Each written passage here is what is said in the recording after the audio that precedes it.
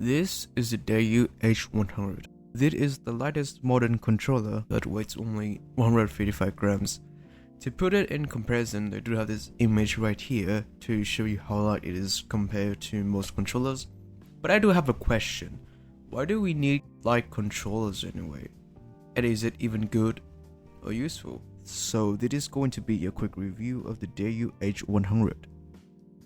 I found this controller on Taobao, the Chinese online shopping app. This specific model by Dareu is Chinese exclusive, and you get 3 variants as shown here. And I bought the most expensive one, which is the black one, for 108 Chinese yuan, which is roughly 15 US dollars. The reason why it's the most expensive one because it's actually transparent. Reminds me of games of Cyclone 2, not gonna lie. But how about the build quality? The build quality is actually good. There are no gaps, everything fits together well, no noises when you squish it, no excessive plastic. There's a bit of a rattle sound inside when you shake it, but it's not too significant. Overall, it feels great. The coating is good, and you do get a plastic texture grip, which is very nice. I don't think there are any issue with the build quality at all. The plastic doesn't feel cheap, but it does feel very light. But the most important part is the sound and feel of these buttons. Starting with the ABXY buttons, transparent dark red color, feels alright. Just default membrane buttons. Moving on to the 8-directional D-pad. These are clicky, it doesn't feel too bad, and it works very precise. These 4 buttons in the middle share the same coating as their body, and it's also membrane.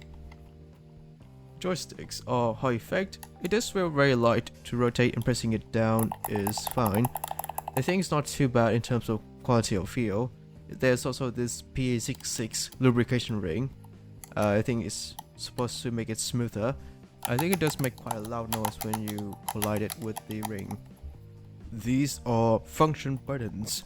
It feels horrible when pressed because of the big travel distance, and it is also membrane.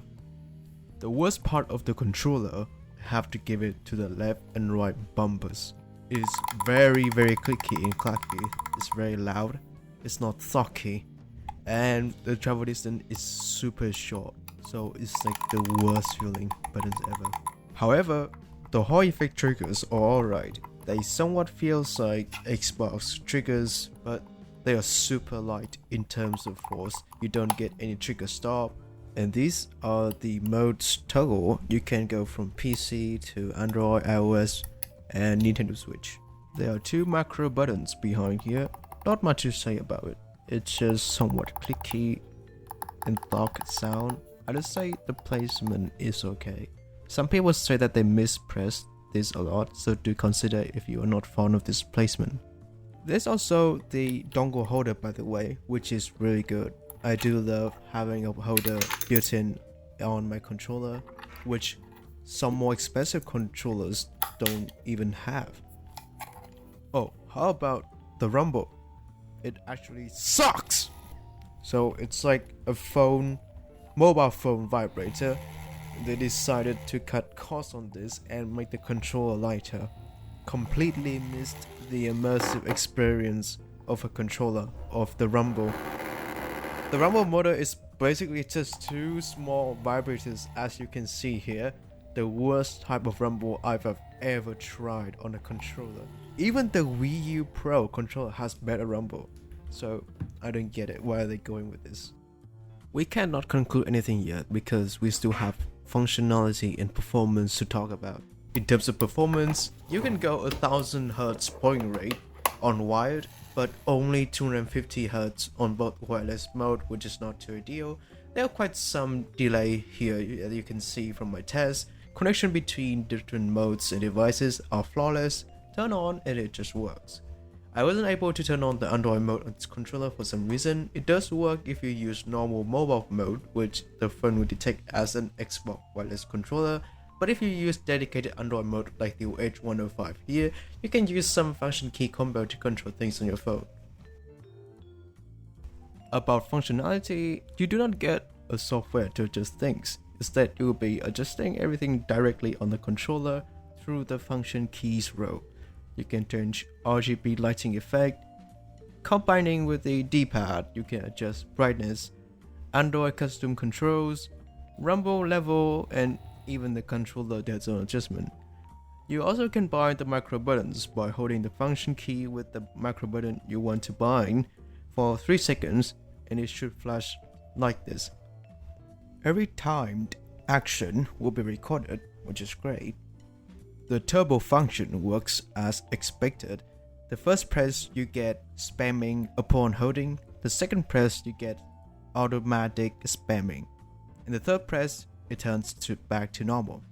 You can also adjust the dead zone by holding the function key and pushing the right joystick up or down. The indicator light will flash 3 times. You will get closer to 0 dead zone if you push the joystick up. You can also switch layout on Nintendo Switch mode, so you can use your default Xbox ABXY order. That's pretty much all of the main features and interesting things you can do. I will also be comparing this with the more popular DAREU controller, which is the H105. The H105 is definitely better in terms of feel and sounding, actual rumble motors, thought key buttons and triggers. Everything just feels right. The function key row is actually clicky. The D-pad is more wonky and mispressed a lot. And other than that, the rest is pretty much the same. It's indeed much heavier too. The big difference is the lack of features and spec. The H105 doesn't support switch, doesn't have proper macro function. The actions you press cannot be timed, and no 1000 point rate even when wired. No Hall effect joystick. I would prefer the build quality and the coating of the H100 more. I love the texture of it, and of course all of its features too. Meanwhile, I like the bumpers and the rumble of the H105 much better. If they could make something in between, including the goodies of both, it would be the perfect controller. So yeah, that's pretty much it about the DAREU H100. If you are thinking of getting a controller this light, I would say it's not a bad purchase, but probably not the best either. For the price being, is definitely alright. Don't get the H105 though, it lacks quite a lot of features and it's more expensive. Anyways, thanks for checking out the video. This video is not sponsored by DAREU. I just reviewed this for fun and show my personal opinion on this controller. Don't take it too seriously.